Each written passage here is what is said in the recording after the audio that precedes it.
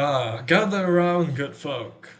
The fire crackles, the mugs are full, and the night is still young.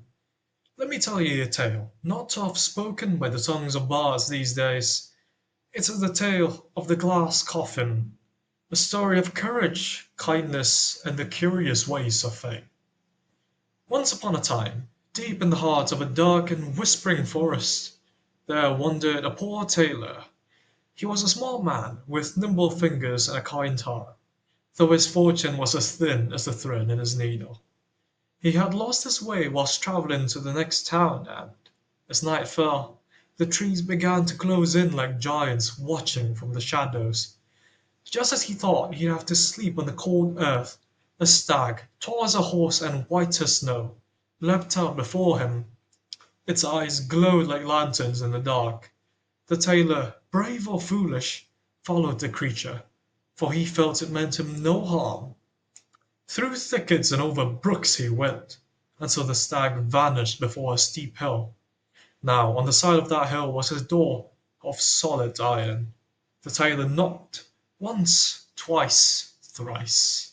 It creaked open by itself. Inside was a long passage lit by torches that burned with blue flame. Down he went, one step, two steps, 100 more, until he came to a great hall, empty but for a bed and a shimmering glass coffin in the centre. And in that coffin lay a maiden, a fair princess, her hair like spun gold, her hands folded upon her chest. She looked as though she merely slept, and beside her stood an old man with a face pale as wax. "Welcome, good tailor," said the old man, with voice hollow as wind through a tomb. "You are the first soul in many years to find this place. If you are as brave as you seem, you may yet set the princess free." Now the tailor was no knight, but he had courage stitched into his very soul. He agreed without hesitation. The old man struck the ground with his staff, and with a thunderous crack the air filled with smoke. When it cleared, the tailor saw the old man had turned into a wicked sorcerer, eyes burning with fire. "You shall never leave this place," the sorcerer roared.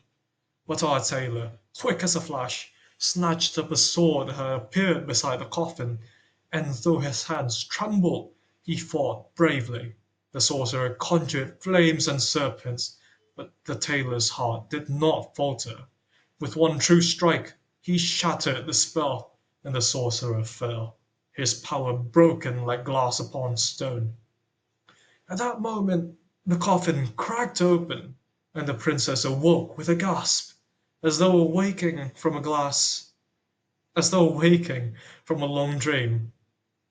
"You have freed me," she said, her eyes shining like dawn. "An evil magician trapped me here, and turned my brother into that white stag." The forest above trembled, the hill split open, and sunlight poured into the hall for the first time in years. The stag appeared again, but this time, as the light touched him, he became a prince, tall and strong, the princess's own brother. The prince and princess took the tailor to their kingdom, where he was honored as a hero. The king offered him gold, jewels, and lands, but the tailor, bless his humble heart, asked only for a small workshop where he might sew in peace. Yet the princess, gentle and wise, said, "A man who has freed my soul deserves more than peace. He deserves love." And so the tailor and the princess were wed, and they lived happily, not just ever after, but wisely ever after. And that, my friends, is the glass coffin, a tale to remind us that courage is not measured by sword or strength, but by the heart that dares to do the right thing, even when the world grows dark.